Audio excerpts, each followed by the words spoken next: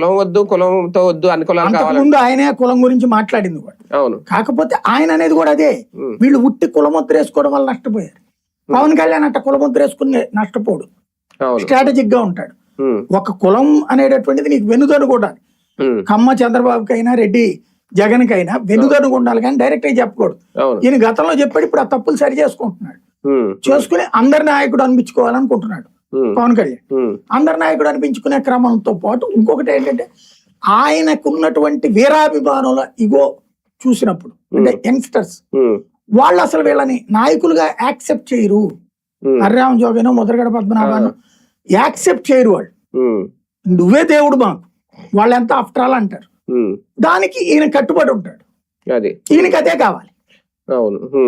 గాంధీ గారి ముందు పక్కన ఉన్నటువంటి సుభాష్ చంద్రబోస్లు, ఏది సర్దార్ వల్లభాయ్ పటేల్, వీళ్ళందరూ ఏమైపోయారు? భగత్ సింగ్లు.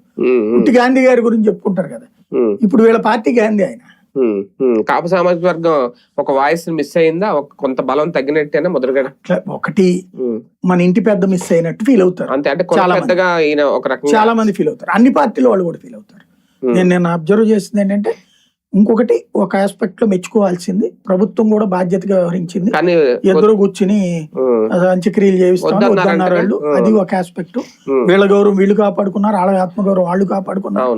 అది ఇద్దరిది మంచి పద్ధతే.